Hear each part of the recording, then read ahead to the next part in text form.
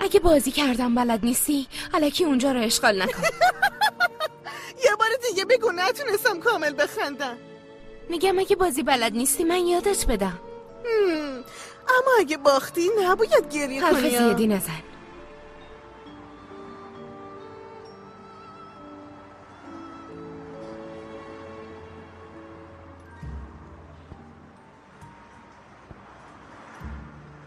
شروع کن ببینم بچه مایه دار. شروع کنیم عقدی.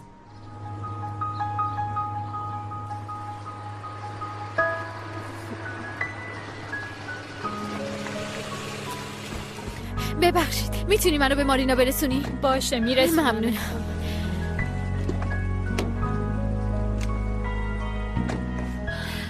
من اومدم. عزیزم خوش اومدی. ممنونم سبیلای جان.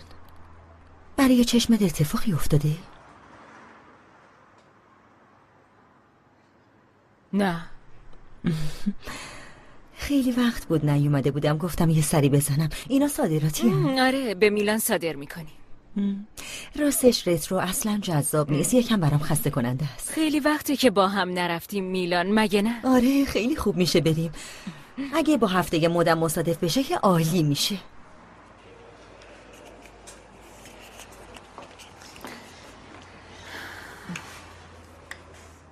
رعنا خانم برای اینجا نیومدی درسته؟ نگران تو شدم. حالا که اتفاق دیروزو فهمیده، همسرش همه چیو بهش گفته. تو لعنتش کنه. حالا که امروز صبح اومده بود. کاری که نکرد ها؟ خیلی عصبانی از خونه رفت. نه. حالا که روزای سختی رو میگذرونه، میخواد تغییر کنه. یعنی جادوی تغییر رو تجربه میکنه. اینو میتونم ببینم. مثل اینکه خیلی هم تغییر کرده، مگه نه آبجی رعنا؟ سبیلای جون، یه انسان در طول عمرش فقط به اندازه دونه گندم میتونه تغییر کنه. اینو هیچ وقت فراموش نکن.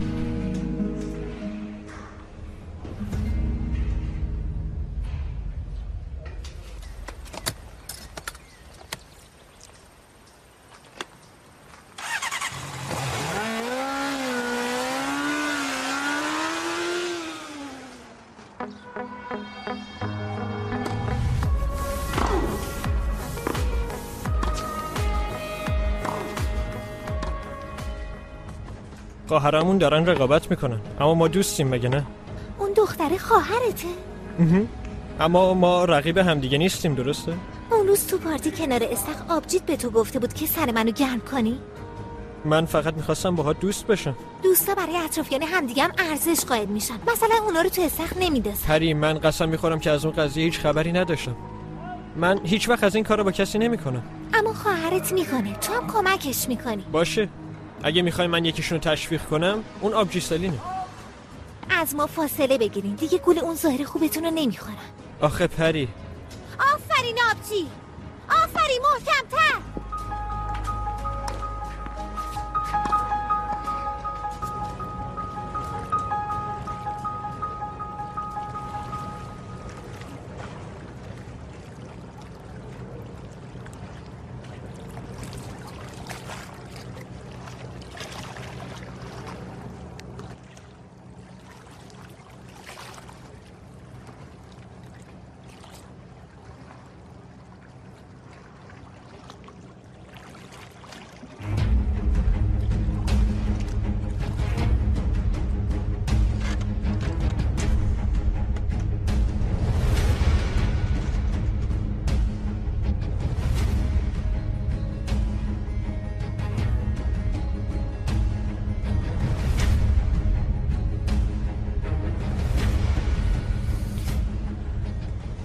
ببینم اینجا چه خبره.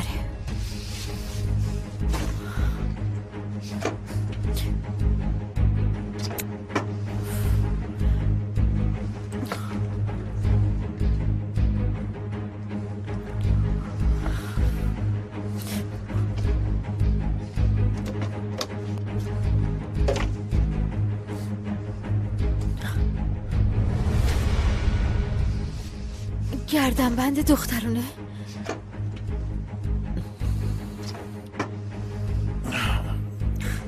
گنش که بهت شک نکرده. حتی روحش هم خبردار نشد. تو اینجوری فکر کن هالوک خان، اینطوری فکر کن. چه آدم دیوونه ای هستی تو. سالها اینطوری بودی. وقتی بچه بودم بی خودی عاشقت نشدم. بله چی فکر کردی؟ لعنت به شما مادر مظلوم من. بهت نشون میدم آقا هالوک.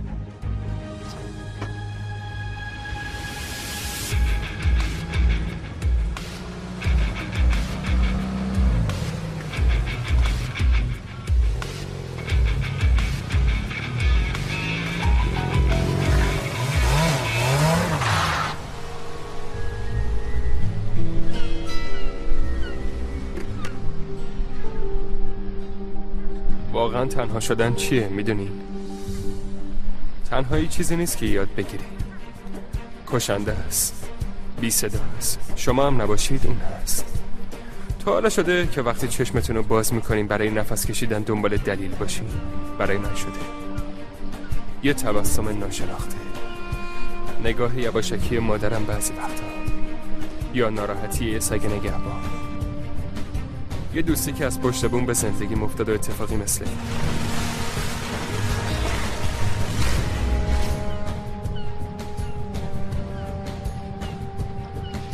نمیدونم میتونم برای نفس کشیدن دلیلی پیدا کنم یا نه.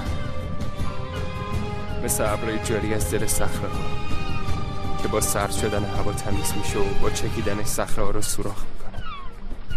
به هر چیزی که دست میزنم بهش آسیب میرسونم.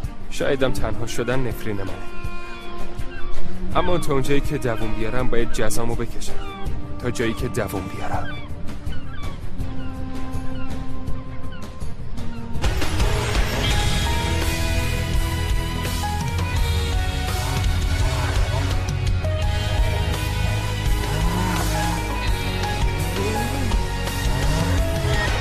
خب الان چیکار میکنی؟ نمیدونم دوست داری چیکار کنیم. یه شیطنتی دوست دارم که میخوام با تو انجام بدم، اما اینجا خیلی گرمه. بیا بریم داخل. بیا حق داری. برو بریم.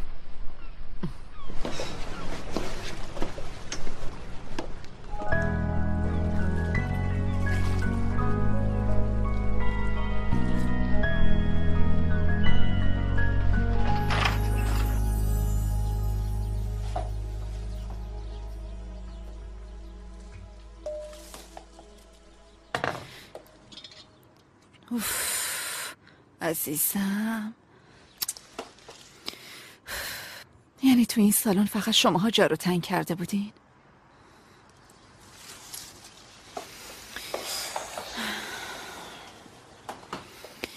البته خودمونم جایی نداریم.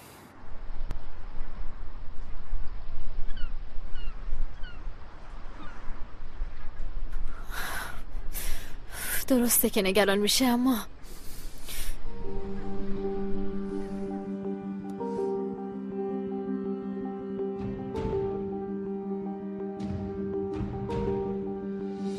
از دست تو سلین.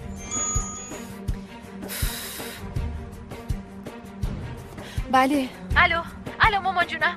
خیلی زود بیا ساحل بیکوزی، اتفاقی افتاده، اتفاق خیلی مهمیه. نازلی دوباره چی شده؟ مامان جونم لطفاً زود بیا. نازلی همین الان دارم میام.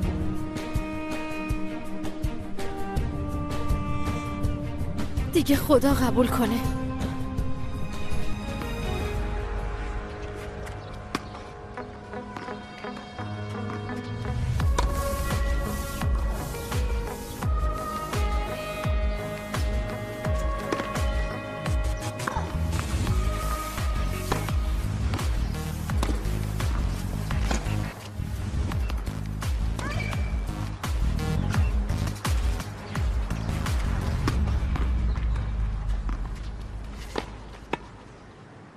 چه خبر؟